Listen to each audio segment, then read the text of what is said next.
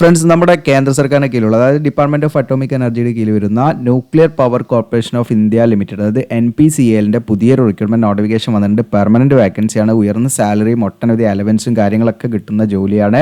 അപ്പോൾ ഇതിലേക്ക് വിളിച്ചിരിക്കുന്നതെന്ന് വെച്ചാൽ പെർമനന്റ് വാക്കൻസിയാണ്. ഇതിലേക്ക് stipendiary trainee or technician B, അതുപോലെ തന്നെ സയന്റിഫിക് അസിസ്റ്റന്റ് ഇവിടെ നിങ്ങൾക്ക് കാണാൻ പറ്റും. ഓക്കെ, അങ്ങനെ വിവിധ കാറ്റഗറിയിൽ വിളിച്ചിട്ടുണ്ട്. അപ്പോൾ നിങ്ങൾക്ക് ഇതിലേക്ക് ITI, ഡിപ്ലോമ, അതുപോലെ നിങ്ങൾക്ക് ഏതെങ്കിലും വിഷയത്തിൽ ബിരുദമുള്ളവർക്കൊക്കെ അപ്ലൈ ചെയ്യാവുന്ന വേക്കൻസികളുണ്ട്. അതുകൊണ്ട് നിങ്ങൾ വീഡിയോ സ്കിപ്പ് ചെയ്യാതെ മുഴുവനായിട്ടും കാണുക. ഫ്രഷേഴ്സിന് അപ്ലൈ ചെയ്യാവുന്നതാണ്, അതുപോലെ തന്നെ എക്സ്പീരിയൻസ് ഉള്ളവർക്ക് അപ്ലൈ ചെയ്യാവുന്ന വേക്കൻസി ഉണ്ട്.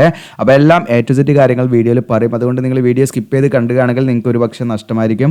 അപ്പോൾ നിശ്ചിതമായിട്ടുള്ള വേക്കൻസികളാണ് ഇതിലേക്ക് വിളിച്ചിരിക്കുന്നത്. അതോടൊപ്പം തന്നെ ഇതിലേക്ക് എങ്ങനെയാണ് നമ്മൾ ഓൺലൈനായിട്ട് അപ്ലൈ ചെയ്യേണ്ടതെന്നുള്ള തുടങ്ങിയിട്ടുള്ള ഡീറ്റെയിൽ ആയിട്ടുള്ള കാര്യങ്ങളൊക്കെ നമ്മൾ വീഡിയോയിൽ ഉൾപ്പെടുത്തുന്നുണ്ട്.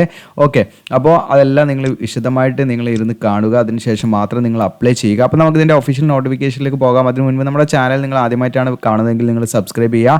അതോടൊപ്പം തന്നെ നിങ്ങൾ ബെല്ലൈക്കൺ എനേബിൾ ചെയ്ത് വെക്കുക. അതോടൊപ്പം നിങ്ങളുടെ കൂട്ടുകാരൊക്കെ മാക്സിമം ഒന്ന് ഷെയർ ചെയ്ത് കൊടുക്കുക. കാരണം ഇത്തരം നോട്ടിഫിക്കേഷനൊക്കെ അറിയാതെ പോകും പലരും. അപ്പോൾ ഇതിലേക്ക് നമുക്ക് ഇതിൻ്റെ ഒഫീഷ്യൽ നോട്ടിഫിക്കേഷൻ നോക്കാം. അപ്പോൾ ഇതാണ് ഒഫീഷ്യൽ നോട്ടിഫിക്കേഷൻ. നിങ്ങളുടെ കാണാൻ nuclear power corporation of India limited. നിങ്ങൾക്ക് കാണാം മദ്രാസ് അറ്റോമിക് പവർ സ്റ്റേഷനിലേക്കാണ് നിലവിലെ വേക്കൻസി വിളിച്ചിരിക്കുന്നത്. പക്ഷേ ഓൾ ഇന്ത്യ ലെവൽ എവിടെ വേണമെങ്കിലും നമ്മളെ റിക്രൂട്ട് ചെയ്യാവുന്നതാണ്. അപ്പോൾ നിലവിലെ വേക്കൻസി വിളിച്ചിരിക്കുന്നത് മദ്രാസ് അറ്റോമിക് പവർ സ്റ്റേഷനിലേക്കാണെന്നുള്ളത് നിങ്ങൾ മനസ്സിലാക്കുക, തമിഴ്നാട്ടിലേക്കാണ്. അപ്പോൾ ഇതിലേക്ക് നിങ്ങൾക്ക് ഇവിടെ കാണാം NPCIL മാപ്സ്, ഇതിൻ്റെ അഡ്വർടൈസ്മെൻറ്റ് നമ്പറൊക്കെ നിങ്ങൾക്ക് ഇവിടെ കാണാവുന്നതാണ്. ഓൺലൈനായിട്ട് നമ്മൾ അപ്ലൈ ചെയ്യേണ്ട അവസാന തീയതി 5/1, അതായത് 2024 ജനുവരി 5 വരെ നിങ്ങൾക്ക് അപ്ലൈ ചെയ്യാനുള്ള സമയമുണ്ട്. അപ്പോൾ നമുക്കിതിൻ്റെ വേക്കൻസി ഡീറ്റെയിൽസ് കാര്യങ്ങളൊക്കെ A to Z കാര്യങ്ങൾ നമുക്ക് നോക്കാം.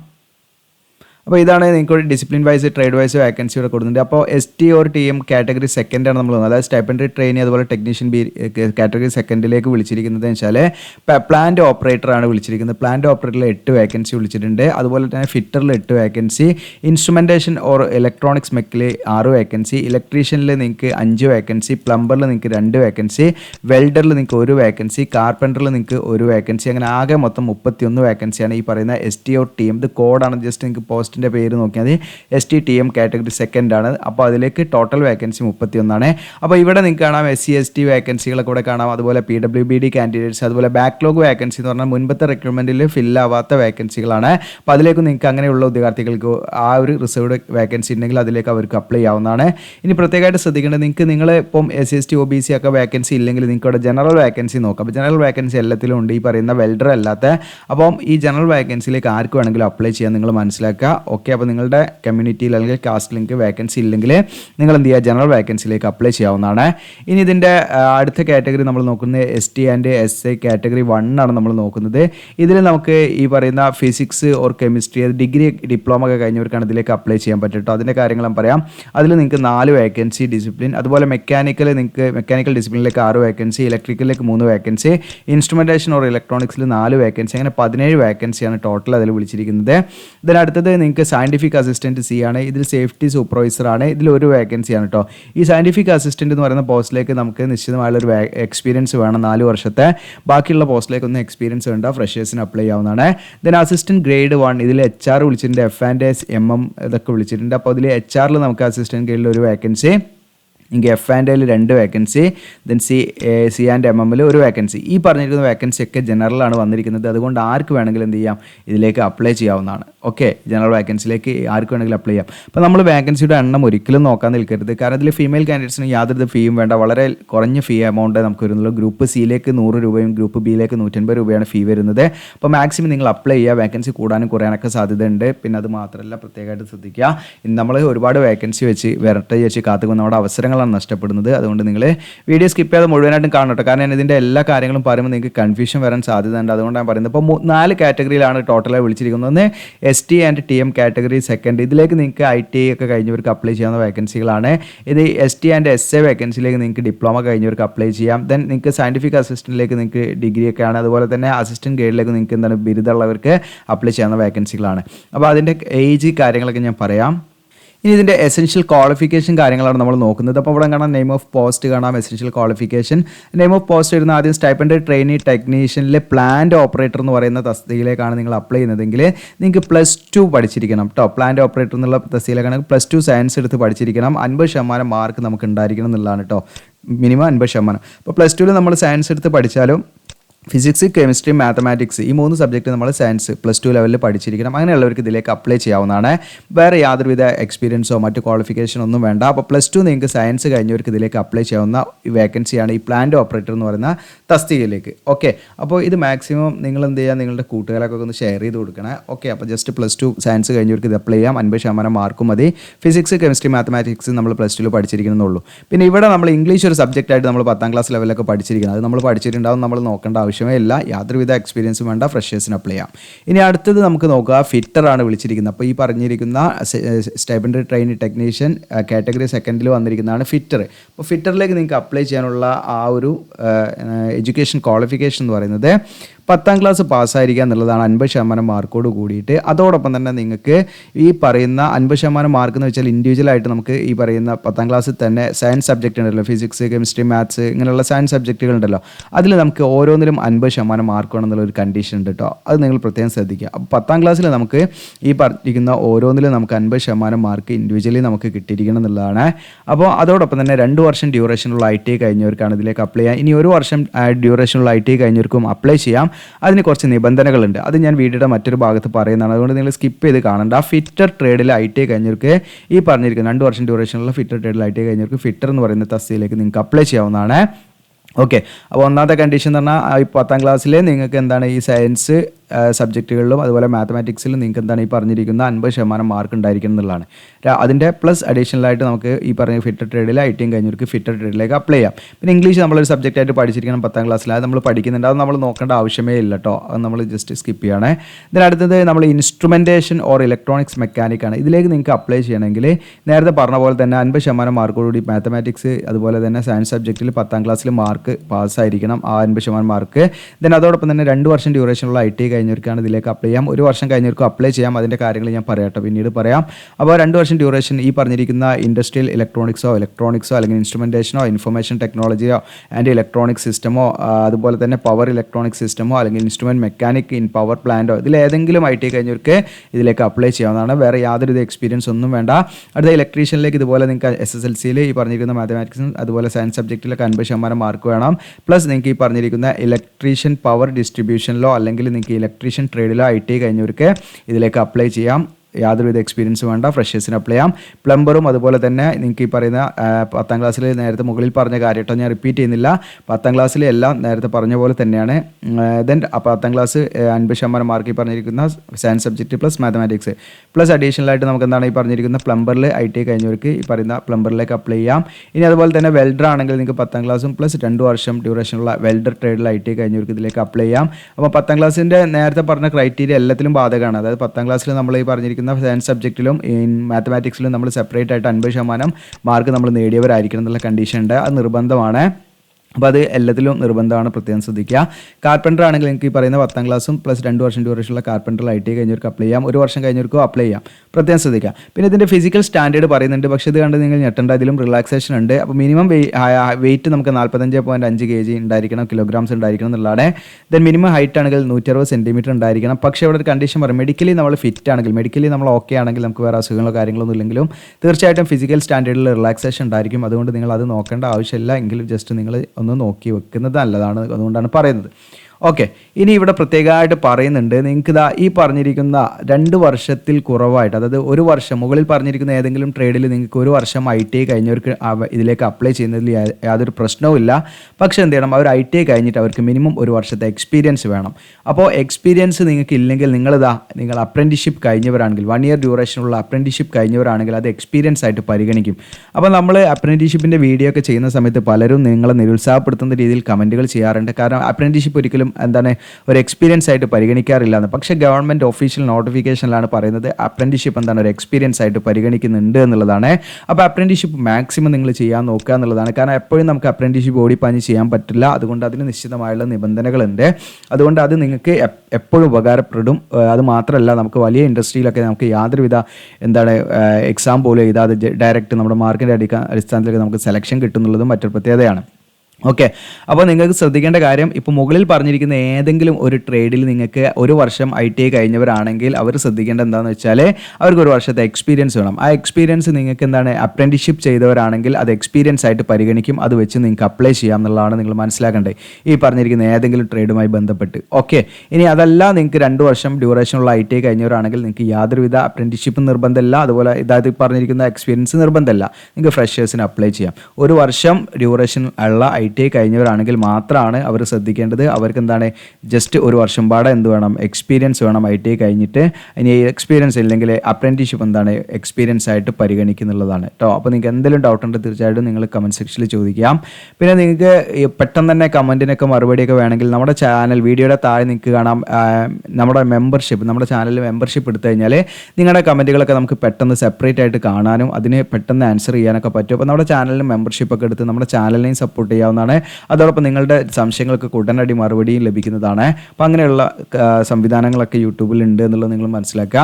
ഇതിനടുത്ത് നമുക്ക് സ്റ്റൈപ്പൻഡറി ട്രെയിനിങ് സയൻറ്റിഫിക് അസിസ്റ്റൻ്റ് ആണ് നമ്മൾ നോക്കുന്നത്. ഇതിലേക്ക് നിങ്ങൾക്ക് ഫിസിക്സ് കെമിസ്ട്രി ഈ പറയുന്ന ഡിസിപ്ലിനിലേക്ക് നിങ്ങൾക്ക് അപ്ലൈ ചെയ്യാൻ എന്തൊക്കെയാണ് അതിൻ്റെ ക്വാളിഫിക്കേഷൻ നമുക്ക് നോക്കാം. അപ്പോൾ ഇതിൽ നോക്കുകയാണ്, ഇവിടെ നിങ്ങൾക്ക് കാണാം BSc 60% മാർക്കോടുകൂടി പാസ്സായിരിക്കുക എന്നുള്ളതാണ് ഒന്നാമതായിട്ട്. ബാച്ചിലർ ഓഫ് സയൻസ് അതിൽ നമ്മൾ ഏതൊക്കെ സബ്ജക്റ്റ് പഠിച്ചിരിക്കണം എന്നുള്ള വ്യക്തമായിട്ട് പഠിക്കുന്നുണ്ട്. ഒന്നെങ്കിൽ നിങ്ങൾക്ക് ഫിസിക്സ് മെയിൻ സബ്ജക്റ്റ് ആയിട്ട് പഠിച്ചിരിക്കണം. ഓക്കെ. അപ്പോൾ ഫിസിക്സ് മെയിൻ സബ്ജക്റ്റ് ആണെങ്കിൽ നിങ്ങൾക്ക് ഒന്നെങ്കിൽ chemistry, mathematics, statistics, electronics and computer science ഇതിൽ ഏതെങ്കിലും ഒരു സബ്ജക്റ്റ് നിങ്ങൾക്ക് എന്താണ് സബ്സിഡിയറി സബ്ജക്റ്റ് ആയിട്ട് നിങ്ങൾ സബ്ബായിട്ട് പഠിച്ചിരിക്കണം. അപ്പോൾ ഫിസിക്സ് മെയിൻ എടുത്ത് BSc ഫിസിക്സ് കഴിഞ്ഞവർക്ക് ഇതിലേക്ക് അപ്ലൈ ചെയ്യാം. BSc ഫിസിക്സ് വിത്ത് നിങ്ങൾ ഈ പറഞ്ഞിരിക്കുന്ന ഏതെങ്കിലും ഒരു സബ്ജക്റ്റിൽ സബ്സിഡിയറി ആയിട്ട് പഠിച്ചിരിക്കണം എന്നുള്ളൂ, വേറെ പ്രശ്നമൊന്നുമില്ല. ഇനി അതല്ലെങ്കിൽ നിങ്ങൾ BSc കെമിസ്ട്രി കഴിഞ്ഞവർക്ക് ഇതിലേക്ക് അപ്ലൈ ചെയ്യാം. BSc കെമിസ്ട്രി കഴിഞ്ഞവരാണെങ്കിൽ ഫിസിക്സ്, മാത്തമാറ്റിക്സ്, സ്റ്റാറ്റിസ്റ്റിക്സ് അല്ലെങ്കിൽ ഇലക്ട്രോണിക്സ് ആൻഡ് കമ്പ്യൂട്ടർ സയൻസ് ഈ പറഞ്ഞിരിക്കുന്ന ഏതെങ്കിലും ഒരു സബ്ജക്റ്റിൽ എന്താണ് നമ്മൾ സബ്സിഡിയറി ആയിട്ട് പഠിച്ചിരിക്കണം. അങ്ങനെയുള്ളവർക്ക് ഇതിലേക്ക് അപ്ലൈ ചെയ്യാം. ഇനി അതല്ലെങ്കിൽ നിങ്ങൾക്ക് PCM BSc PCM അതായത് ഫിസിക്സും കെമിസ്ട്രിയും മാത്തമാറ്റിക്സും ഈക്വൽ വെയിറ്റേജിൽ അല്ലെങ്കിൽ അതുപോലെ ഈക്വൽ ഒരേ പ്രാധാന്യത്തിൽ നമ്മൾ പഠിച്ച PCM എന്ന് പറയും. ഓക്കെ. BSc PCM എന്ന് പറയും, ഫിസിക്സ് കെമിസ്ട്രി മാത്തമാറ്റിക്സ്. ഓക്കെ. അപ്പോൾ ഇത് നിങ്ങൾക്ക് ഈ പറഞ്ഞിരിക്കുന്ന രീതിയിൽ നിങ്ങൾ BSc കഴിഞ്ഞവരാണെങ്കിൽ ഡയറക്റ്റായിട്ട് നിങ്ങൾക്ക് അപ്ലൈ ചെയ്യാവുന്നതാണ്. പ്രത്യേകമായിട്ട് ശ്രദ്ധിക്കുക. പിന്നെ അവിടെ പ്രത്യേകമായിട്ട് മറ്റൊരു കണ്ടീഷൻ എന്ന് പറഞ്ഞാൽ +2 ലെവലിൽ നമ്മൾ മാത്തമാറ്റിക്സ് ഒരു സബ്ജക്റ്റായിട്ട് പഠിച്ചിരിക്കണം എന്നുള്ളതാണ് കേട്ടോ. അത് നിർബന്ധമാണ്. അപ്പോൾ +2 ലെവലിൽ നമ്മളൊരു മാത്തമാറ്റിക്സ് സബ്ജക്റ്റായിട്ട് പഠിച്ചിരിക്കും വേണം. ഈ പറഞ്ഞിരിക്കുന്ന രീതിയിൽ ഏതെങ്കിലും എന്താണ് ബിരുദം നിങ്ങൾക്കുണ്ടെങ്കിൽ ഈ പറഞ്ഞിരിക്കുന്ന ഫിസിക്സ് ഓർ കെമിസ്ട്രി എന്ന് പറയുന്ന അതായത് സ്റ്റൈപ്പൻഡറി ട്രെയിനി സയൻറ്റിഫിക് അസിസ്റ്റൻറ്റ് Bയിലേക്ക് നിങ്ങൾക്ക് അപ്ലൈ ചെയ്യാവുന്നതാണ്. ഇനി അടുത്ത് വിളിച്ചിരിക്കുന്ന സ്റ്റൈപ്പൻഡറി ട്രെയിനി സയൻറ്റിഫിക് അസിസ്റ്റൻറ്റിൽ ഡിപ്ലോമ ഹോൾഡേഴ്സിനാണ് ഇതിലേക്ക് അപ്ലൈ ചെയ്യാൻ പറ്റുക. അപ്പം മെക്കാനിക്കൽ എന്ന് പറയുന്ന ആ ഒരു ഡിസിപ്ലിനിലേക്ക് നിങ്ങൾക്ക് കൂടെ കാണാം 60% മാർക്കോടുകൂടി 3 ഇയർ ഡ്യൂറേഷനുള്ള ഡിപ്ലോമ കഴിഞ്ഞവർക്ക് ഇതിലേക്ക് അപ്ലൈ ചെയ്യാം. അത് ഈ പറയുന്ന മെക്കാനിക്കൽ എഞ്ചിനീയറിംഗ് ഡിപ്ലോമ കഴിഞ്ഞവർക്ക് അപ്ലൈ ചെയ്യാം. Mechanical engineering repair and maintenance കഴിഞ്ഞവർക്ക് അപ്ലൈ ചെയ്യാം. മെക്കാനിക്കൽ എഞ്ചിനീയറിംഗ് മെയിൻ്റെനൻസ് കഴിഞ്ഞവർക്ക് അപ്ലൈ ചെയ്യാം. Mechanical engineering power plant engineering കഴിഞ്ഞവർക്ക് അപ്ലൈ ചെയ്യാം. Mechanical welding and sheet metal engineering കഴിഞ്ഞവർക്ക് അപ്ലൈ ചെയ്യാം. ഓക്കെ. വിവിധ ക്വാളിഫിക്കേഷൻ ഉള്ളവർക്ക് അതിലേക്ക് അപ്ലൈ ചെയ്യാം. ഇനി അതല്ലെങ്കിൽ ഇവർക്ക് 2 ഇയർ ഡ്യൂറേഷൻ ഉള്ള നിങ്ങൾക്ക് ലാറ്ററൽ എൻട്രിയിലൂടെ അതായത് +2 കഴിഞ്ഞിട്ട് നിങ്ങൾ ലാറ്ററൽ എൻട്രിയിലൂടെ നിങ്ങൾക്ക് 2 വർഷം ഡ്യൂറേഷനുള്ള ഡിപ്ലോമ കഴിഞ്ഞവരാണെങ്കിൽ അപ്ലൈ ചെയ്യാം. അതായത് 3 ഇയർ ഡ്യൂറേഷനുള്ള പോളിടെക്നിക്ക് കഴിഞ്ഞവർക്കാണ് ഇതിലേക്ക് അപ്ലൈ ചെയ്യാൻ പറ്റുക. പക്ഷേ എങ്കിലും അവർക്ക് ഈ പറഞ്ഞിരിക്കുന്ന +2 കഴിഞ്ഞിട്ട് നിങ്ങൾക്ക് ലാറ്ററൽ എൻട്രിയിലൂടെ 60% മാർക്കോടുകൂടി നിങ്ങൾ മെക്കാനിക്കൽ ആ ഒരു ഡിസിപ്ലിനിൽ ലാറ്ററൽ എൻട്രിയിലൂടെ ഡിപ്ലോമ കഴിഞ്ഞവരാണെങ്കിൽ അപ്ലൈ ചെയ്യാം. പക്ഷേ ഇവിടെ പ്രത്യേകമായിട്ട് കണ്ടീഷൻ പറയുന്നുണ്ട്, നമ്മൾ 10ാം ക്ലാസ് + ITI അത് കഴിഞ്ഞിട്ട് നമ്മൾ എന്താണ് ലാറ്ററൽ എൻട്രിയുടെ 2 വർഷം ഡ്യൂറേഷനുള്ള ഡിപ്ലോമ പൂർത്തിയാക്കിയവരാണെങ്കിൽ ഇതിലേക്ക് അപ്ലൈ ചെയ്യാൻ എലിജിബിൾ അല്ല കേട്ടോ. നോട്ട് എലിജിബിൾ ആണ്. നിങ്ങൾ എലിജിബിൾ അല്ല എന്ന് പ്രത്യേകമായിട്ട് ശ്രദ്ധിക്കുക കേട്ടോ. അപ്പോൾ +2 കഴിഞ്ഞിട്ടുള്ള ഡിപ്ലോമ ലാറ്ററൽ എൻട്രിയുടെ ആണെങ്കിൽ മാത്രമാണ് അപ്ലൈ ചെയ്യാൻ പറ്റുക. അങ്ങനെയുള്ളവർക്ക് ബാക്കിയുള്ള 3 ഇയർ ഡ്യൂറേഷൻ ഉള്ളവർക്ക് ഇതിലേക്ക് ഡയറക്റ്റായിട്ട് അപ്ലൈ ചെയ്യാം. അപ്പോൾ ഞാൻ അങ്ങനെ ഒരു കണ്ടീഷൻ ഉണ്ട് കൊണ്ട് പറഞ്ഞാണ്. ഇതിൽ ഇലക്ട്രിക്കൽ ആണെങ്കിൽ എനിക്ക് പറഞ്ഞിരിക്കുന്ന ഡിപ്ലോമ 60% മാർക്കോട് ഇലക്ട്രിക്കൽ എഞ്ചിനീയറിംഗ് അല്ലെങ്കിൽ ഇലക്ട്രിക്കൽ ആൻഡ് ഇലക്ട്രോണിക്സ് അല്ലെങ്കിൽ ഇലക്ട്രിക്കൽ എഞ്ചിനീയറിംഗിൽ തന്നെ ഇലക്ട്രോണിക്സ് പവർ അല്ലെങ്കിൽ ഇലക്ട്രിക്കൽ പവർ സിസ്റ്റം പറഞ്ഞിരിക്കുന്ന ഏതെങ്കിലും ഡിസിപ്ലിനിൽ നിങ്ങൾക്ക് പറയുന്ന 3 വർഷം ഡ്യൂറേഷനിൽ ഡിപ്ലോമ 60% മാർക്കോട്ടിൽ പാസ്സായവർക്ക് ഇതിലേക്ക് അപ്ലൈ ചെയ്യാം. നേരത്തെ പറഞ്ഞ പോലെ ലാറ്ററൽ എൻട്രിയുടെ കണ്ടീഷൻ ഇതിലും ബാധകമാണ്. അങ്ങനെയുള്ളവർക്കും അപ്ലൈ ചെയ്യാവുന്നതാണ്. ഇതിന് എക്കണോമിക്സ് ഓർ ഇൻസ്ട്രുമെൻറ്റേഷൻ ആണ്. ഇതിൽ നിങ്ങൾക്ക് 60% മാർക്കോട് ഡിപ്ലോമ കഴിഞ്ഞവർക്ക് ഇതിലേക്ക് അപ്ലൈ ചെയ്യാം. ഏതൊക്കെ ബ്രാഞ്ച് ഡിസിപ്ലിൻ ഇവിടെ കൊടുത്തിട്ടുണ്ട്?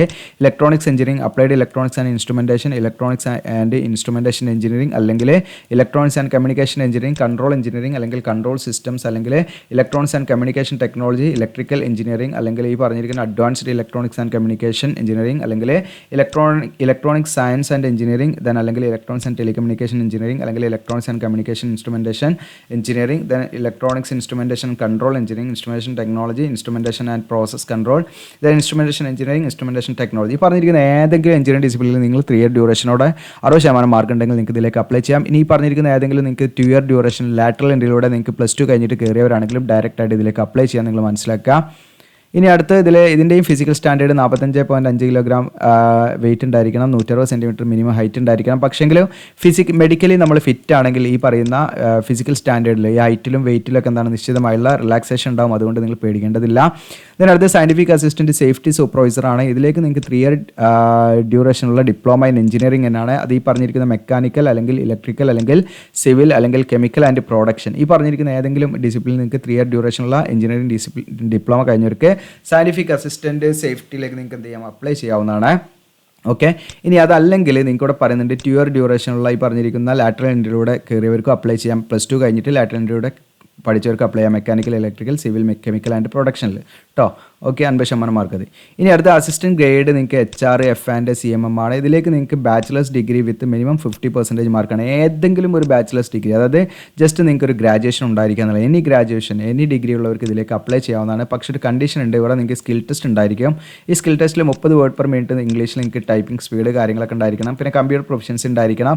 പിന്നെ നമ്മളൊരു 6 മാസം ഡ്യൂറേഷനുള്ള മിനിമം MS വേർഡും അതുമായി MS ഓഫീസൊക്കെ ആയി ബന്ധപ്പെട്ടുള്ള ഒരു കോഴ്സ് നിങ്ങൾ സർട്ടിഫിക്കറ്റ് കോഴ്സ് നിങ്ങൾ ചെയ്തിരിക്കണം എന്നുള്ളതാണ് എക്സ്ട്രാ അതിൻ്റെ ക്വാളിഫിക്കേഷൻ നിങ്ങൾക്ക് വേണ്ടത്. ഇനിയിപ്പോൾ നമ്മൾ ഡിഗ്രി ലെവലിലോ സ്കൂൾ ലെവലിലോ ഒക്കെ നമ്മളെന്താണ് കമ്പ്യൂട്ടർ സയൻസോ കമ്പ്യൂട്ടർ അപ്ലിക്കേഷനൊക്കെ പഠിച്ചവരാണെങ്കിൽ അവർക്ക് ഇത്തരം 6 മാസത്തെ കോഴ്സിൻ്റെ സർട്ടിഫിക്കറ്റ് നിർബന്ധമില്ല, അവർക്ക് ഡയറക്റ്റായിട്ട് അപ്ലൈ ചെയ്യാം. ഓക്കെ, പ്രത്യേകം ശ്രദ്ധിക്കുക. ഇനി ഇതിൻ്റെ എക്സ്പീരിയൻസിൻ്റെ കാര്യം എന്ന് വെച്ചാൽ ഞാൻ പറഞ്ഞു, ഈ പറയുന്ന സയൻറ്റിഫിക് അസിസ്റ്റൻറ്റ് സേഫ്റ്റി സൂപ്പർവൈസർ എന്ന് പറയുന്ന പോസ്റ്റിലേക്ക് മാത്രം നിങ്ങൾക്ക് അപേക്ഷ നൽകണമെങ്കിൽ 4 വർഷത്തെ വർക്കിംഗ് എക്സ്പീരിയൻസ് വേണം. വേറെ ഒരു പോസ്റ്റിലേക്ക് നമുക്ക് എന്ത് വേണ്ട, എക്സ്പീരിയൻസ് വേണ്ട കേട്ടോ. ഈ സയൻറ്റിഫിക് അസിസ്റ്റൻറ്റ് സേഫ്റ്റി സൂപ്പർവൈസർ എന്ന് പറയുന്ന പോസ്റ്റിലേക്ക് മാത്രം 4 വർഷത്തെ എക്സ്പീരിയൻസ് നിർബന്ധമാണ്. ഇനി ഇതിലെ മന്ത്ലി സ്റ്റൈപ്പൻഡ് കാര്യങ്ങളൊക്കെ നമുക്ക് ഇനീഷ്യലി നമുക്കൊരു ട്രെയിനിങ് ഉണ്ടാകും. ആ ട്രെയിനിങ് കംപ്ലീറ്റ് ചെയ്ത് കഴിഞ്ഞാലാണ് നമ്മളെ പെർമനൻ്റ് ആക്കുക. അപ്പോൾ സ്റ്റൈപ്പൻഡറി ട്രെയിനി, ടെക്നീഷ്യൻ, SNT, അതുപോലെ TM, ഇതിലേക്ക് പ്ലാന്റ് ഓപ്പറേറ്റർ, മെയിൻറ്റെയിനർ എന്ന് പറയുന്ന പോസ്റ്റിലേക്കാണെങ്കിൽ നിങ്ങൾക്ക് IT ഒക്കെ കഴിഞ്ഞ ഉദ്യോഗാർത്ഥികളാണെങ്കിൽ ഫസ്റ്റ് ഇയറിൽ നിങ്ങൾക്ക് 20,000 ആണ് സ്റ്റാർട്ടിംഗ് സ്റ്റൈപ്പൻഡായിട്ട് ലഭിക്കുക. സെക്കൻഡ് ഇയറിൽ 22,000 പെർ മന്ത് ലഭിക്കും. 2 വർഷത്തെ ട്രെയിനിങ് ആണ് അവർക്ക് ഉണ്ടായിരിക്കുക. പിന്നെ ബുക്ക് അലവൻസ് എന്ന് പറഞ്ഞാൽ ഒരു 1 ടൈം ഗ്രാൻഡ് നിങ്ങൾക്ക് 3,000 അഡീഷണൽ ആയിട്ട് ലഭിക്കുക. ഇങ്ങനെ സക്സസ്ഫുള്ളി നമ്മൾ കംപ്ലീറ്റ് ചെയ്ത് കഴിഞ്ഞാൽ നമ്മൾ ഈ പറയുന്ന ടെക്നീഷ്യൻ B എന്ന് പറയുന്ന പോസ്റ്റിലേക്കാണ് നമ്മൾ പ്ലേസ് ചെയ്യുക. 21,200 ആയിരിക്കും ഇനീഷ്യൽ പേയ്മെൻറ്റ് ഉണ്ടായിരിക്കും കേട്ടോ. അപ്പോൾ അതായത് നമുക്ക് ഏകദേശം ഒരു സ്റ്റാർട്ടിംഗ് പിന്നെ ഒട്ടനവധി അലവൻസ് കാര്യങ്ങളുണ്ടായിരിക്കും. ഇനി സ്റ്റൈപ്പൻഡറി ട്രെയിനി സയൻറ്റിഫിക് അസിസ്റ്റൻറ്റ് പോസ്റ്റിലേക്കാണെങ്കിൽ നിങ്ങൾക്ക് സ്റ്റാർട്ടിങ്ങിൽ ഒരു വർഷത്തെ ആ ഒരു ട്രെയിനിങ് സമയത്ത് 24,000 പെർ മന്ത്. സെക്കൻഡ് ഇയറിൽ നിങ്ങൾക്ക് പിന്നെ ഒരു വർഷം 6 മാസമാണ് ഇതിൻ്റെ ട്രെയിനിങ് ഉണ്ടായിരിക്കുക. 26,000 പെർ മന്താണ് അടുത്ത 6 മന്ത് ലഭിക്കുക. 3,000 ഒരു 1 ടൈം ഗ്രാൻഡായിട്ട് നമുക്ക് കിട്ടും. പിന്നെ ഇതിൽ പെർമനൻ്റ് ആയിട്ട് സയൻറ്റിഫിക് അസിസ്റ്റൻറ്റിലേക്കാണ് നമ്മൾ പോസ്റ്റ് ചെയ്യുക. അതിൽ 37,400 ആയിരിക്കും ഇനീഷ്യൽ പേയ്മെൻറ്റ് ഉണ്ടായിരിക്കും കേട്ടോ. ഓക്കെ, പിന്നെ ഇതിൻ്റെ സയൻറ്റിഫിക് അസിസ്റ്റൻറ്റിൻ്റെ ഒക്കെ പേ സ്കെയിൽ കാര്യങ്ങളോടെ കൊടുത്തിട്ടുണ്ട്, നിങ്ങൾക്ക് കൂടെ കാണാം. അപ്പോൾ നമുക്കൊരു സ്റ്റാർട്ടിങ് അപ്രോക്സിമേറ്റ്ലി നമുക്ക് എന്താണ് 63,788 എല്ലാ അലവൻസും കാര്യങ്ങളൊക്കെ ഉൾപ്പെട്ടിട്ടുള്ള എമൗണ്ട്. അസിസ്റ്റൻറ്റ് ഗ്രേഡ് ആണെങ്കിൽ നിങ്ങൾക്ക് 36,200 ലഭിക്കും. ഓക്കെ, പിന്നെ ഇതിൻ്റെ അലവൻസ് നിങ്ങൾക്ക് കൂടെ കാണാം. ഒട്ടനവധി അലവൻസ്, ഒട്ടനവധി ബെനിഫിറ്റും ഇതിൽ പറയുന്നുണ്ട് കേട്ടോ. ഒട്ടനവധി ബെനിഫിറ്റ് ഉണ്ട്. ഇനി ഏജ് ലിമിറ്റാണ്. ഇപ്പോൾ ഒന്നാമത്തെ നമ്മൾ ഈ പറഞ്ഞിരിക്കുന്ന പ്ലാന്റ് ഓപ്പറേറ്റർ, മെയിൻറ്റെയിനർ, അതായത് നിങ്ങൾക്ക് ITയും അതുപോലെ +2 ഒക്കെ കഴിഞ്ഞ ഉദ്യോഗാർത്ഥികളാണെങ്കിൽ അവർക്ക് 18 to 24 വയസ്സ് വരെ അപ്ലൈ ചെയ്യാം കേട്ടോ.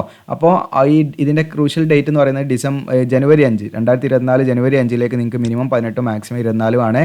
എന്നാൽ SC/ST കാൻഡിഡേറ്റ്സ് ആണെങ്കിൽ അവർക്ക് 29 വയസ്സ് വരെ അപ്ലൈ ചെയ്യാം. OBC ആണെങ്കിൽ അവർക്ക് 27 വയസ്സ് വരെ അപ്ലൈ ചെയ്യാം. പിന്നെ PWBD കാൻഡിഡേറ്റ്സ് ആണെങ്കിൽ അവർക്ക് 10 മുതൽ 15 വർഷം വരെ ഏജ് റിലാക്സേഷൻ ഉണ്ടായിരിക്കും.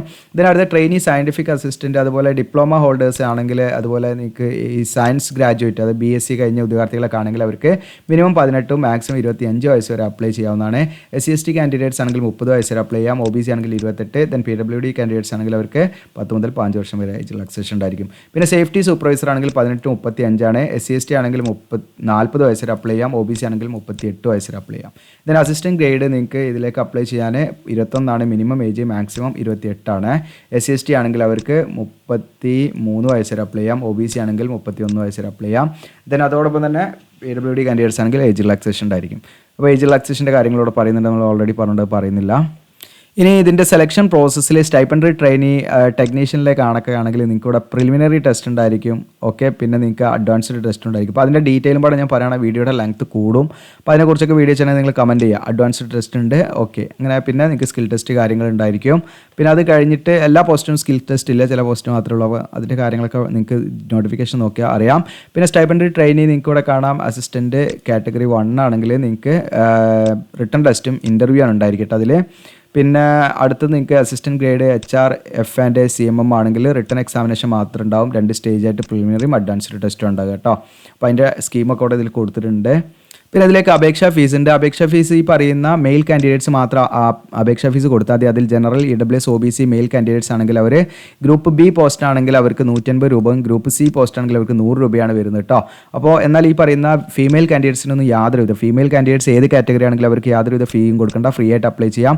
അതുപോലെ SC/ST കാൻഡിഡേറ്റ്സിനും PWD കാൻഡിഡേറ്റ്സിനും എക്സ് സർവീസ്മാനും ഡിപ്പാർട്ട്മെന്റൽ കാൻഡിഡേറ്റ്സിനും ഒന്നും ഫീ കൊടുക്കേണ്ട, പ്രത്യേകം ശ്രദ്ധിക്കുക. ഓൺലൈനായിട്ട് നമ്മൾ അപ്ലൈ ചെയ്യുമ്പോൾ ഫോട്ടോഗ്രാഫൊക്കെ അപ്ലോഡ് ചെയ്യണം. അതിൻ്റെ ഫയൽ സൈസ് 50 KB കൂടാൻ പാടില്ല. അതിൻ്റെ ഡയമെൻഷൻ ഇവിടെ കൊടുത്തിട്ടുണ്ട്. സിഗ്നേച്ചർ ആണെങ്കിൽ 20 KB കൂടാൻ പാടില്ല കേട്ടോ. അതൊക്കെ നമ്മൾ ഇതിലേക്ക് അപ്ലോഡ് ചെയ്യണം. ഓൺലൈനായിട്ട് ഫോം ഫില്ല് ചെയ്യുന്ന സമയത്ത് അതിൻ്റെ കാര്യങ്ങളൊക്കെ ഞാൻ കാണിക്കാം. പിന്നെ ഇതിൻ്റെ ഇമ്പോർട്ടൻറ്റ് ഡേറ്റ് ആണ്, സ്റ്റാർട്ടിംഗ് ഡേറ്റ് ഓൺലൈൻ 14 ഡിസംബർ ആണ്. ഓൺലൈൻ ഡേറ്റ് അവസാന ഡേറ്റ് 2024 ജനുവരി 5 വരെ നിങ്ങൾക്ക് അപ്ലൈ ചെയ്യാവുന്നതാണ്. ഇനി നിങ്ങൾ പ്രത്യേകം ശ്രദ്ധിക്കേണ്ട കാര്യം എന്താണെന്ന് വെച്ചാൽ ഇവിടെ നിങ്ങൾക്ക് കാണാം SC/ST, OBC അതുപോലെ PWD, EWS കാൻഡിഡേറ്റ്സ് ആണെങ്കിൽ അവർക്ക് എന്ത് ചെയ്യണം വെച്ചാൽ അവർ നിശ്ചിതമായിട്ടുള്ള സർട്ടിഫിക്കറ്റുകൾ എന്ത് ചെയ്യണം, സെൻട്രൽ ഗവൺമെൻറ് പർപ്പസിന് വേണ്ടിയുള്ള സർട്ടിഫിക്കറ്റുകൾ റെഡിയാക്കണം. എങ്കിൽ മാത്രമേ അവർക്ക് ഈ പറയുന്ന പോസ്റ്റ് റിസർവേഷനും ഏജ് റിലാക്സേഷനൊക്കെ ലഭിക്കുള്ളൂ. ഇപ്പോൾ SC/ST ആണെങ്കിൽ നിങ്ങൾ SC/ST കാൻഡിഡേറ്റ്സ് എന്ത് ചെയ്യണം, അതിൽ കാണിക്കുന്നത് ഞാൻ ജസ്റ്റ് കാണിക്കാം. ഇതിൽ കാണാൻ നിങ്ങൾക്ക് ഈ ഒരു ഫോർമാറ്റിലുള്ള സർട്ടിഫിക്കറ്റ് എന്ത് ചെയ്യണം, അവർ തയ്യാറാക്കണേ. ഇതൊക്കെ സെൻട്രൽ ഗവൺമെൻറ് പർപ്പസിന് താലൂക്കിൽ നിന്ന് തഹസിൽദാറാണ് ഇഷ്യൂ ചെയ്ത് തരേണ്ടത്.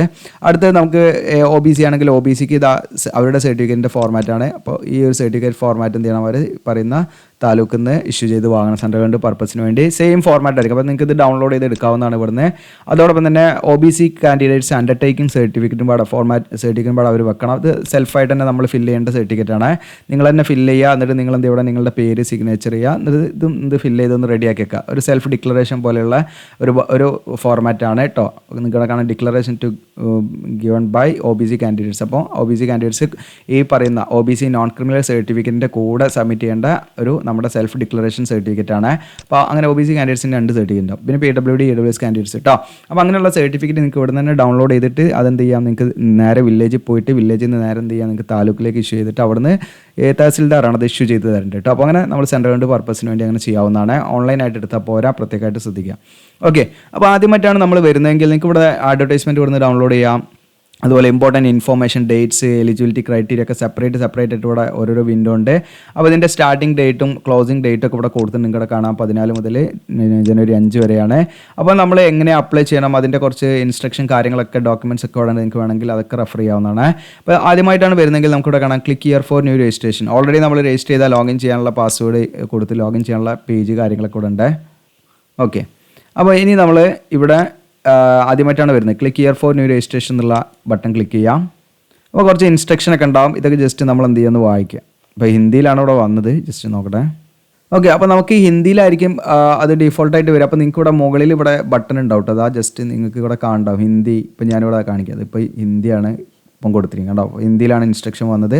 നമ്മൾ TK ജസ്റ്റ് ഓക്കെ കൊടുക്കുക. എന്നിട്ട് എന്ത് ചെയ്യുക, ഇവിടെ ഇംഗ്ലീഷ് നിങ്ങൾക്ക് ഇവിടെ കാണാം മുകളിൽ. ഓക്കെ, ടോപ്പ് കോർണറിൽ റൈറ്റ് സൈഡിൽ, ഇപ്പം കമ്പ്യൂട്ടറിലാണെങ്കിൽ കോർണറിൽ കാണാം.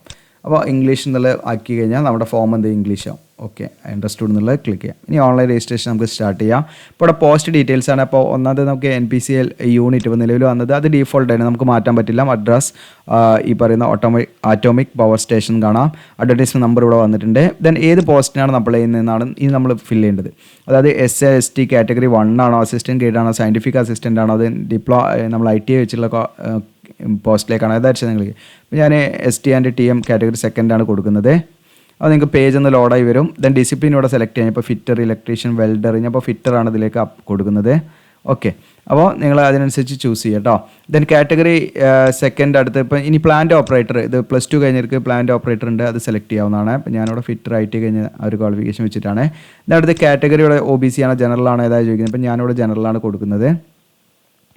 ഇതിനടുത്ത് നമ്മൾ PWD കാൻഡിഡേറ്റ്സ് ആണോ എന്നാണ് ചോദിക്കുന്നത്. നോ കൊടുക്കുക. അപ്പോൾ ആണെങ്കിൽ അങ്ങനെയുള്ള വിദ്യാർത്ഥികൾ, ശാരീരികമായ പ്രശ്നങ്ങളുള്ള വിദ്യാർത്ഥികളാണെങ്കിൽ യെസ് കൊടുക്കുക കേട്ടോ. പിന്നെ പേഴ്സണൽ ഡീറ്റെയിൽസ് ആണ്. അപ്പോൾ നമ്മൾ എന്ത് ചെയ്യണം, നമ്മുടെ full name, first name, middle name, last name അങ്ങനെ കൊടുക്കുക. പിന്നെ മെയിൽ ഓർ ഫീമെയിൽ ഏതാச்சுം നിങ്ങൾ സെലക്ട് ചെയ്യുക. ഡേറ്റ് ഓഫ് ബർത്ത് ഒക്കെ ഏത് നമ്മൾ സെലക്ട് ചെയ്താലും പേജ് ഒന്ന് റീലോഡായി വരുന്നുണ്ട്. Date of birth, nationality, then Aadhaar കാർഡിൻ്റെ നമ്പർ ഉണ്ടെങ്കിൽ കൊടുക്കുക. ആധാർ കാർഡിൻ്റെ നമ്പർ നിർബന്ധമില്ല, ഉണ്ടെങ്കിൽ കൊടുക്കുക.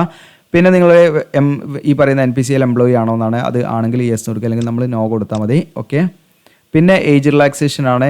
നിങ്ങൾക്ക് അതിനെക്കുറിച്ചിട്ടാണ് നമ്മൾ എന്താണ് വധിക്കപ്പെട്ട ഈ പറയുന്ന ഡിഫൻസ് പേഴ്സണലിൻ്റെ റിലേറ്റീവ്സ് ആരെങ്കിലും അല്ലെങ്കിൽ അവരുടെ ഡിപ്പെൻഡൻ്റ് ആണോ എന്നാണ്. ആണെങ്കിൽ യെസ് കൊടുക്കുക, അല്ലെങ്കിൽ നോ കൊടുക്കുക. അതിനുള്ളവർക്ക് ഏജ് റിലാക്സേഷൻ ഉണ്ടാവും. എക്സ് സർവീസ്മാൻ ആണെങ്കിൽ യെസ് കൊടുക്കുക, അല്ലെങ്കിൽ നോ കൊടുക്കുക. അതുപോലെ തന്നെ നമ്മൾ വിഡോസ് ഡിവോഴ്സിലെ വനിതകൾ അങ്ങനെയുള്ള വിദ്യാർത്ഥികളാണെങ്കിൽ യെസ് നോർക്കാർക്ക് ഏജ് റിലാക്സേഷൻ ഉണ്ടാവും. അപ്പോൾ നമ്മൾ അതൊക്കെ നോ ഡിഫോൾട്ടായിട്ട് വരുന്നതാണ്.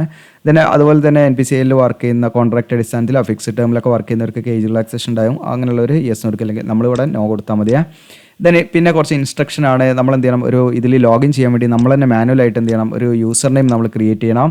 ഓക്കെ, എന്നിട്ട് ഇവിടെ ചെക്ക് അവൈലബിലിറ്റി എന്നുള്ള നമ്മൾ എന്ത് ചെയ്യുക, ചെക്ക് ചെയ്യുക. ഓക്കെ, അത് ഈ പറയുന്ന യൂസർ നെയിം നമുക്ക് മെയിലൊക്കെ നമ്മൾ കൊടുക്കുമ്പോൾ ഉണ്ടാവില്ല, അതുപോലെ നമുക്ക് ചെക്ക് ചെയ്യാം ഈ നമ്മൾ കൊടുത്ത യൂസർ നെയിം. ഇപ്പം ഞാൻ ഫോർ എക്സാമ്പിൾ നമ്മുടെ ചാനലിൻ്റെ തന്നെ കൊടുക്കാം, GOCL എന്ന് കൊടുക്കാം. ഞാൻ കാണിച്ചു തരാം. GOCL എന്നാണ് കൊടുത്തത്. അത് ഞാനിവിടെ ചെക്ക് അവൈലബിലിറ്റി എന്ന് ചെക്ക് ചെയ്യണം. അപ്പോൾ അവൈലബിൾ ആണെങ്കിൽ ഇവിടെ കാണിക്കും. ഓക്കെ, അപ്പോൾ നിങ്ങൾക്ക് കാണാം യൂസർ നെയിം അവൈലബിൾ എന്ന്. അപ്പോൾ ഇനി വേറെ ആരെങ്കിലും ഇത് എടുത്തു കഴിഞ്ഞെങ്കിൽ നിങ്ങൾക്ക് ഇവിടെ കാണിക്കില്ല കേട്ടോ, അവിടെ നോട്ട് അവൈലബിൾ എന്നാണ് കാണിക്കുക. അപ്പോൾ നിങ്ങൾ വീണ്ടും വേറെ രീതിയിൽ മാറ്റം വരുത്തി ചെയ്യണം.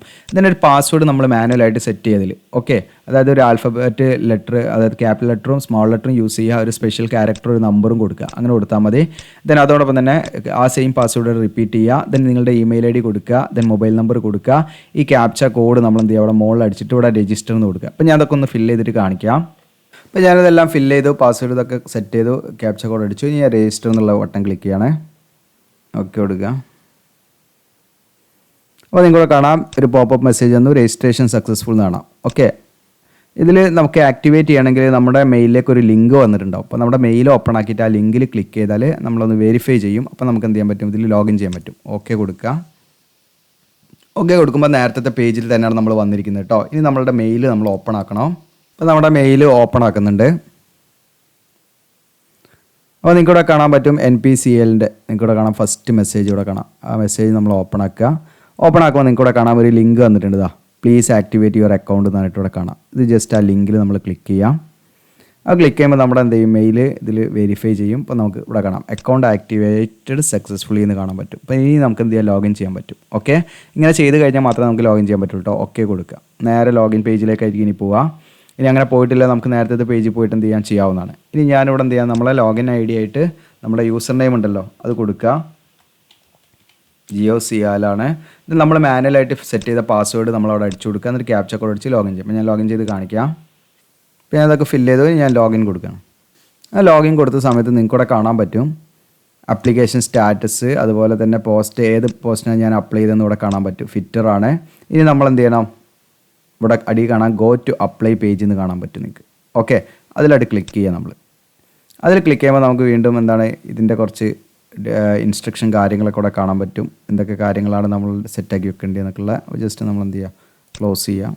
എന്നിട്ട് നമ്മൾ എന്ത് ചെയ്യുക, ആദ്യം തന്നെ എഡ്യൂക്കേഷൻ ക്വാളിഫിക്കേഷനാണ്. പിന്നെ നമുക്ക് എക്സ്പീരിയൻസ് ഉണ്ട് ഫില്ല് ചെയ്യാനുള്ളതാണ്, അത് നിർബന്ധമല്ല. പിന്നെ personal details, photo signature upload ചെയ്യുക, സബ്മിറ്റ് ആപ്ലിക്കേഷൻ, ലാസ്റ്റാണ് പേയ്മെൻറ്റ്. ഇങ്ങനെയാണ് നമ്മൾ ചെയ്യേണ്ടത്. അപ്പോൾ ഇതൊന്നും എന്താണ്, ഇതൊക്കെ നമ്മൾ ചെയ്യുന്നതനുസരിച്ച് ടിക്ക് വരിക. അപ്പം ഞാൻ ആദ്യം നമുക്കിവിടെ ആക്റ്റീവ് ആയത് എഡ്യൂക്കേഷൻ ക്വാളിഫിക്കേഷനാണ്, അത് ക്ലിക്ക് ചെയ്യുന്നു.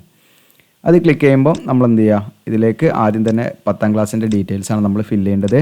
ഏത് കോളേജിലാണ്, ഏത് സ്കൂളിലാണ് നമ്മൾ പഠിച്ചിട്ട് ആ പേര് കൊടുക്കുക. ബോർഡ് ഓർ യൂണിവേഴ്സിറ്റി, നമ്മൾ കേരള സ്റ്റേറ്റ് ബോർഡ് ആണെങ്കിൽ Kerala board of public examination കൊടുക്കുക. ഇനി CBSE, ICC, THSLC അങ്ങനെയൊക്കെ ആണെങ്കിൽ അതിനനുസരിച്ച് നിങ്ങൾ കൊടുക്കുക. Mode of study full time എന്നുള്ളത് കൊടുക്കുക. ഇനി അതോടൊപ്പം month or year of enrolment ആണ്, നമ്മൾ കോഴ്സ് സ്റ്റാർട്ട് ചെയ്തത് എന്നാണ് എന്നുള്ളതാണ്. ദെൻ ഇത് നമുക്ക് ജസ്റ്റ് ഒരു ആവറേജ് കൊടുത്താൽ നമ്മുടെ SSLC എന്നാണ് നമുക്ക് സ്റ്റാർട്ട് ചെയ്തതെന്ന് ഒരു ധാരണ ഉണ്ടാവുമല്ലോ. നമ്മുടെ SSLC ഒരു വർഷം ഡ്യൂറേഷൻ എടുത്ത് നിങ്ങൾ കൊടുത്താൽ മതി കേട്ടോ. ഇപ്പോൾ 2020 SSLC കഴിഞ്ഞ വെച്ചാൽ 2019 കൊടുക്കണം കേട്ടോ. 19 ജൂണിലാണ് നമുക്കിത് തുടങ്ങിയ ക്ലാസ്, അങ്ങനെ കൊടുത്താൽ മതി നിങ്ങൾ നോക്കിയിട്ട്. ഓക്കെ, ഞാനിപ്പോൾ 2017 ഞാൻ കഴിഞ്ഞതെന്ന് വിചാരിക്കുക, അല്ല 18 ഞാൻ കഴിഞ്ഞിരിക്കുക. 17 ജൂണാണ് കൊടുക്കുന്നത്. അപ്പോൾ ഏകദേശം അങ്ങനെ കൊടുത്താൽ മതി, വലിയ പ്രശ്നം ഉണ്ടാവില്ല. ഇനി നമ്മൾ പാസ് ഔട്ട് ആയത് നമ്മൾ ഏകദേശം ഒരു മെയ്യിലൊക്കെ വേണമെങ്കിൽ കൊടുക്കാവുന്ന, ജസ്റ്റ് നമുക്ക് അങ്ങനെ കൊടുക്കാം. ഓക്കെ, പാസിങ് 2018 ഞാൻ കൊടുക്കുന്നത്. ഓക്കെ, അപ്പോൾ അതൊക്കെ. ദെൻ പെർസെൻറ്റേജ്, നമ്മുടെ ടോട്ടൽ പെർസെൻറ്റേജ് ആണ് 10ാം ക്ലാസ്സിൻ്റെ ടോട്ടൽ അഗ്രിഗേറ്റ് പെർസെൻറ്റേജ് ആണ് ഇവിടെ കൊടുക്കേണ്ടത് കേട്ടോ. അപ്പോൾ നമുക്ക് എത്ര മാർക്ക് കിട്ടി എന്നുള്ളത് വെച്ചാൽ നിങ്ങൾ എന്ത് ചെയ്യുക, ടോട്ടൽ എത്ര പെർസെൻറ്റേജ് മാർക്ക് കിട്ടി. അപ്പോൾ പെർസെൻറ്റേജ് എങ്ങനെയാണ് കാണേണ്ടത്, നമ്മുടെ SSLCയിൽ നിങ്ങൾക്ക് A+A അങ്ങനെ കാണാനല്ല കിട്ടിയിരിക്കുന്നത്. അപ്പോൾ അതിനെങ്ങനെ പെർസെൻറ്റേജ് ആക്കണം എന്നുള്ളതിൻ്റെ വീഡിയോയുടെ ലിങ്ക് നമ്മുടെ ഈ വീഡിയോയുടെ ഡിസ്ക്രിപ്ഷനിൽ ഇടാം, അല്ലെങ്കിൽ നമ്മുടെ ചാനൽ നിങ്ങൾക്ക് സെർച്ച് ചെയ്താൽ കിട്ടാവുന്നതാണ്. ഇനി അടുത്ത ITയുടെ ഡീറ്റെയിൽസ് ആണ് നമ്മൾ കൊടുക്കേണ്ടത്. അതിൽ ഫിറ്റർ ട്രേഡ് സെലക്ട് ചെയ്തു. കോളേജ് ഏതാച്ചാൽ കൊടുക്കുക നമ്മൾ പഠിച്ച. ദെൻ ബോർഡ് ഏതാച്ചാൽ കൊടുക്കുക. ദെൻ അതോടൊപ്പം തന്നെ ഇപ്പോൾ NCVT SCVT അത് കൊടുത്താൽ മതി, ബോർഡ് ഓർ യൂണിവേഴ്സിറ്റിയിലുള്ളത്. ഇനി അതുകൊണ്ട് തന്നെ ഫുൾ ടൈം എന്നുള്ള ഫുൾ ടൈം കൊടുക്കാം. ദെൻ നമ്മൾ കോഴ്സ് തുടങ്ങിയത്, കോഴ്സ് അവസാനിച്ചത്, ദെൻ പെർസെൻറ്റേജ്. ഓക്കെ, ഞാൻ ഫില്ല് ചെയ്തിട്ട് കാണിക്കാം. ഇപ്പോൾ ഞാൻ ഡീറ്റെയിൽസൊക്കെ ഫില്ല് ചെയ്തു. ഇനി ഇവിടെ കുറച്ച് കാര്യങ്ങൾ നമ്മൾ നോക്കണം.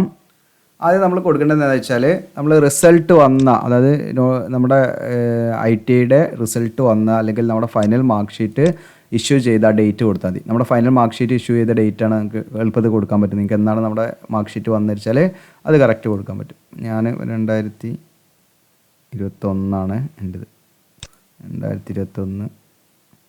ഓക്കെ, ഞാൻ ജസ്റ്റ് അത് കൊടുക്കുന്നു. ഓക്കെ, അതോടൊപ്പം തന്നെ പെർസെൻറ്റേജ് നമ്മളെ 10th മാത്സിൽ നമുക്ക് എത്ര പെർസെൻറ്റേജ് കിട്ടി എന്നുള്ളത് കൊടുക്കണം സെപ്പറേറ്റ് ആയിട്ട്. ഓക്കെ, അത് ഞാൻ പറഞ്ഞത് നേരത്തെ മിനിമം നിശ്ചിതമായുള്ള പെർസെൻറ്റേജ് ആണ് നോട്ടിഫിക്കേഷനിൽ പറഞ്ഞിട്ടുണ്ട്. പിന്നെ അതോടൊപ്പം സയൻസ് സബ്ജക്റ്റിൽ നമുക്ക് എത്ര മാർക്ക് പെർസെൻറ്റേജ് കിട്ടിയെന്ന് വെച്ചാൽ ഞാൻ ജസ്റ്റ് അത് കൊടുക്കുന്നു. അതിനുശേഷം ഇവിടെ ചോദിക്കുന്നത് നമ്മൾ ഇംഗ്ലീഷ് ഒരു സബ്ജക്റ്റായിട്ട് നമ്മൾ 10ാം ക്ലാസ്സൊക്കെ ലെവലിൽ നമ്മൾ പഠിച്ചിട്ടുണ്ടെന്നുള്ള ഈ യെസ് എന്ന് കൊടുക്കുക. നമ്മൾ 10ാം ക്ലാസ് +2 എവിടെയെങ്കിലും നമ്മൾ പഠിച്ചിട്ടുണ്ടോയെന്നാണ് ചോദിക്കുന്നത്. അപ്പോൾ യെസ് എന്ന് കൊടുക്കുക. പിന്നെ ഫിസിക്കൽ സ്റ്റാൻഡേർഡ്, നമ്മളുടെ ഹൈറ്റ് എത്ര ഉണ്ട് നമ്മൾ എന്ത് ചെയ്യണം, ജസ്റ്റ് അവിടെ കൊടുക്കണം. ദെൻ അതിന് ശേഷം നമ്മുടെ വെയിറ്റ് എത്ര ഉണ്ടെന്ന് നമ്മൾ കൊടുക്കണം അവിടെ. ഓക്കെ, ജസ്റ്റ് നിങ്ങളനുസരിച്ച് ഹൈറ്റ് വെയിറ്റ് ഒക്കെ കൊടുക്കുക നിങ്ങളുടെ. ഇനി അതുപോലെ തന്നെ നമുക്ക് ഏതൊക്കെ കമ്പ്യൂട്ടർ ലിറ്ററസി എന്തൊക്കെ അറിയാം എന്നുള്ളതാണ്. ജസ്റ്റ് നമുക്കിപ്പോൾ MS വേർഡ് അല്ലെങ്കിൽ വേർഡ് കൊടുക്കാം, നമുക്ക് അറിയുന്നത് മാത്രം കൊടുത്താൽ മതി. ഓക്കെ, ദെൻ ഇൻ്റർനെറ്റ് ഓപ്പറേഷൻ, അതുപോലെ MS ആക്സസ്, മൈക്രോസോഫ്റ്റ് ആക്സസ്, അതുപോലെ Microsoft PowerPoint, okay, Excel, ഇതൊക്കെ അറിയെങ്കിലും ടിക്ക് ചെയ്ത് കൊടുക്കുക. ഇനി വേറെ എന്തെങ്കിലും നിങ്ങൾക്ക് മെൻഷൻ ചെയ്യേണ്ട കറക്റ്റ് ഇവിടെ നിങ്ങൾക്ക് എന്ത് ചെയ്യുക ഡീറ്റെയിൽ ആയിട്ട് വിവരിക്കാൻ പറ്റും. പിന്നെ മറ്റ് ക്വാളിഫിക്കേഷനാണ്, മറ്റെന്തെങ്കിലും ക്വാളിഫിക്കേഷൻ ഉണ്ട് നിങ്ങൾക്ക് ഇവിടെ കൊടുക്കാം. ഇല്ലെങ്കിൽ നമ്മൾ എന്ത് ചെയ്ത് ബ്ലാങ്ക് ആക്കി വിട്ടാൽ മതി കേട്ടോ. ഇനി save and proceed to next step എന്ന് കാണാം, അതിൽ ക്ലിക്ക് ചെയ്യാം. അപ്പോൾ നമ്മുടെ ക്വാളിഫിക്കേഷൻ്റെ കാര്യങ്ങൾ എന്ത് ചെയ്തിട്ടുണ്ട്, ഫില്ലായിട്ടുണ്ട്. ഇനി അടുത്ത ഇവിടെ നമ്മൾ പോസ്റ്റ് ക്വാളിഫിക്കേഷൻ വർക്ക് എക്സ്പീരിയൻസ് ആണ്. അപ്പം വർക്ക് എക്സ്പീരിയൻസ് നിങ്ങൾക്ക് ഇല്ലെങ്കിൽ നിങ്ങൾ എന്ത് ചെയ്താൽ മതി, just save and proceed next എന്ന് കൊടുത്താൽ മതി. ഇനി എന്തെങ്കിലും വർക്ക് എക്സ്പീരിയൻസ് ഉണ്ടെങ്കിൽ നിങ്ങൾക്ക് എന്ത് ചെയ്യാൻ പറ്റും, ഇവിടെ ഫില്ല് ചെയ്യാനുള്ള ഓപ്ഷൻ ഉണ്ട് കേട്ടോ. Okay, name of the employer വയ്ക്കുന്നുണ്ട്. ടൈപ്പ് ഓഫ് ഓർഗനൈസേഷൻ ഏതാണ്, ഗവൺമെൻറ് ആണോ പ്രൈവറ്റ് ആണോ MNC ആണോ അത് സെലക്ട് ചെയ്യാം. അങ്ങനെ വെച്ച് കൊടുക്കാവുന്നതാണ്. നിങ്ങൾക്ക് എക്സ്പീരിയൻസ് ഉണ്ട് അങ്ങനെ വെച്ച് കൊടുത്തോളൂ. ടോട്ടൽ എക്സ്പീരിയൻസ് കൂടെ കാണിക്കും. ഓക്കെ, ഇനി നമ്മളിവിടെ ഞാനിപ്പോൾ ഇത് സ്കിപ്പ് ചെയ്യണം, നമുക്കിതിലേക്ക് എക്സ്പീരിയൻസ് ആവശ്യമില്ല. Save and proceed next step എന്ന് കൊടുക്കുകയാണ്. അങ്ങനെ നമ്മൾ കൊടുത്തപ്പോൾ അടുത്ത വന്നിരിക്കുന്ന പേഴ്സണൽ ഡീറ്റെയിൽസിലേക്കാണ്. അത് നമുക്ക് എക്സ്പീരിയൻസ് നമ്മൾ സ്കിപ്പ് ചെയ്തു. ഇനി ഇവിടെ നിങ്ങൾക്ക് കാണാം പേഴ്സണൽ ഡീറ്റെയിൽസിൽ ഫാദറിൻ്റെ പേര്, മദറിൻ്റെ പേര്, അതുപോലെ തന്നെ നമ്മൾ മാരീഡ് ആണോ അൺമാരീഡ് ആണോ എന്നൊക്കെ ഉള്ളത് നിങ്ങൾ സെലക്ട് ചെയ്യുക കേട്ടോ. സിംഗിൾ ആണോ സിംഗിൾ എന്ന് കൊടുക്കുക. ദെൻ റിലീജിയൻ ഹിന്ദു, മുസ്ലിം, ക്രിസ്ത്യൻ, ജൈൻ ഏകദേശം നിങ്ങളത് കൊടുക്കാവുന്നതാണ്. ദെൻ മദർ ടങ്, നമ്മളെ മാതൃഭാഷ ഇതിൽ ഏതാണ് ചോദിച്ചാൽ ഇപ്പം മലയാളമാണ്. അപ്പോൾ മലയാളം നമുക്ക് ഇതൊന്ന് സെലക്ട് ചെയ്യാം. M നോക്കിയാൽ മതി നിങ്ങൾ. മലയാളം നിങ്ങൾക്ക് ഇവിടെ കാണാൻ പറ്റും, മലയാളം സെലക്ട് ചെയ്യാം. ദെൻ സ്റ്റേറ്റ് ഓഫ് ഡൊമസൈൽ, നമ്മൾ താമസിക്കുന്ന സ്റ്റേറ്റ് അല്ലെങ്കിൽ നമ്മൾ താമസിക്കുന്ന സ്റ്റേറ്റ് ഇതാണ്, കേരള സെലക്ട് ചെയ്യാം. ഓക്കെ, പിന്നെ നമ്മൾ ഈ പറയുന്ന എംപ്ലോയ്മെൻറ്റ് എക്സ്ചേഞ്ചിൽ രജിസ്റ്റർ ചെയ്തവരാണെങ്കിൽ യെസ് എന്ന് കൊടുക്കുക, അല്ലെങ്കിൽ നോ കൊടുക്കുക കേട്ടോ. ഓക്കെ, എംപ്ലോയ്മെൻറ്റ് എക്സ്ചേഞ്ചിൽ രജിസ്റ്റർ ചെയ്തവരാണെങ്കിൽ യെസ് എന്ന് കൊടുക്കുക. അങ്ങനെ യെസ് എന്ന് കൊടുത്താൽ നമ്മൾ എന്ത് ചെയ്യണം, എംപ്ലോയ്മെൻറ്റ് രജിസ്ട്രേഷൻ നമ്പർ ഉണ്ടാവില്ല കാർഡിൽ, ആ നമ്പർ കൂടെ അടിച്ചു കൊടുക്കുക കേട്ടോ. ഏത് എംപ്ലോയ്മെൻറ്റ് എക്സ്ചേഞ്ച് ആണ് എന്ന് വെച്ചാൽ നമ്മുടെ എംപ്ലോയ്മെൻറ്റ് എക്സ്ചേഞ്ചിൻ്റെ പേരുണ്ടാവുമല്ലോ, കോഴിക്കോടാണോ അത് ഏതാണെന്ന് വെച്ചാൽ നിങ്ങളത് കറക്റ്റ് കൊടുക്കുക. അതിന് അത് എംപ്ലോയ്മെൻറ്റ് എക്സ്ചേഞ്ച് നിലനിൽക്കുന്ന സ്റ്റേറ്റ് കേരളത്തിൽ അങ്ങനെ നമുക്ക് കേരള എന്ന് കൊടുക്കുക. അപ്പോൾ ഞാൻ അവിടെ എളുപ്പത്തിന് വേണ്ടി ഇപ്പോൾ ഞാനിവിടെ നോ ആണ് കൊടുക്കുന്നത്. അപ്പോൾ നിങ്ങൾ ഉണ്ടെങ്കിൽ യെസ് എന്ന് കൊടുത്താൽ അതിൻ്റെ ബെനിഫിറ്റ് കാര്യങ്ങളൊക്കെ ഉണ്ടായിരിക്കും. ഇനി അതോടൊപ്പം തന്നെ പെർമനൻറ്റ് അഡ്രസ്സും കമ്മ്യൂണിക്കേഷൻ അഡ്രസ്സും കൊടുക്കണം. അപ്പോൾ ആദ്യം നമ്മൾ കൊടുക്കേണ്ടത് എന്താണ്, പെർമനൻറ്റ് അഡ്രസ്സ്, കമ്മ്യൂണിക്കേഷൻ അഡ്രസ്സാണ് ഇവിടെ. കറസ്പോണ്ടൻസ് അഡ്രസ്സ് എന്നുള്ളത് കമ്മ്യൂണിക്കേഷൻ അഡ്രസ്സാണ് കൊടുക്കേണ്ടത്. അത് കംപ്ലീറ്റ് ഫില്ല് ചെയ്യുക. എന്നിട്ട് അത് സെയിം അഡ്രസ്സ് തന്നെയാണ് പെർമനൻറ്റ് അഡ്രസ്സെങ്കിലും ഇവിടെ സെയിം ആസ് ഉള്ള ഒരു ഓപ്ഷൻ ഉണ്ട്. അത് ടിക്ക് ചെയ്ത് കഴിഞ്ഞാൽ ഇവിടെ ഓട്ടോമാറ്റിക് കോപ്പി ആവും. അതിനുശേഷം നമ്മുടെ നിയറസ്റ്റ് റെയിൽവേ സ്റ്റേഷൻ ഏതാച്ചാൽ നമ്മളത് കൊടുക്കാം. അതിനുശേഷം നമ്മുടെ റിലേറ്റീവ്സ് ആരെങ്കിലും NPCILO ഡിപ്പാർട്ട്മെൻറ്റ് ഓഫ് അറ്റോമിക് എനർജിയുടെ ഡിപ്പാർട്ട്മെൻറ്റിൽ എവിടെയെങ്കിലും വർക്ക് ചെയ്യുന്നുണ്ടെങ്കിൽ യെസ് നോ, അതിൻ്റെ ബെനിഫിറ്റ് ഒക്കെ ഉണ്ടാവും. അപ്പോൾ നമ്മളത് നോ കൊടുത്താൽ മതി. സേവ് ആൻഡ് പ്രൊസീഡ് കൊടുക്കും. അപ്പോൾ ഞാൻ അതൊന്ന് ഫില്ല് ചെയ്തിട്ട് കാണിക്കാം കേട്ടോ. അപ്പോൾ ഞാൻ എൻ്റെ കമ്മ്യൂണിക്കേഷൻ അഡ്രസ്സോടെ ഫില്ല് ചെയ്ത് ഈ സെയിം അഡ്രസ്സ് തന്നെയാണ് എൻ്റെ പെർമനൻറ്റ് അഡ്രസ്സ്, എൻ്റെ സർട്ടിഫിക്കറ്റിലൊക്കെ അഡ്രസ്സെങ്കിൽ ഞാൻ ഇവിടെ ടിക്ക് ചെയ്താൽ നിങ്ങൾക്ക് ഇവിടെ കാണാൻ കോപ്പി ആയി. ഇവിടുത്തെ സെയിം അഡ്രസ്സ് ഇവിടെ കോപ്പി. പിന്നെ നമ്മൾ വീണ്ടും ടൈപ്പ് ചെയ്യേണ്ട ആവശ്യമില്ല. ഇനി ഞാൻ ഇവിടെ സേവ് ആൻഡ് നെക്സ്റ്റ് കൊടുക്കുക. ഓക്കെ, ഇനി അടുത്ത് നമ്മൾ ഫോട്ടോ സിഗ്നേച്ചർ അപ്ലോഡ് ചെയ്യാനുള്ള പേജിലേക്കാണ് വന്നിരിക്കുന്നത്. ഇവിടെ കാണാം അപ്ലോഡ് ഫോട്ടോ, അല്ലെങ്കിൽ നമ്മൾ ബ്രൗസ് എന്നുള്ള സെലക്ട് ചെയ്യാം, ഫോട്ടോ സെലക്ട് ചെയ്യാം. എന്നിട്ട് നമ്മളിവിടെ അപ്ലോഡ് എന്നുള്ള ബട്ടൺ ക്ലിക്ക് ചെയ്യാം.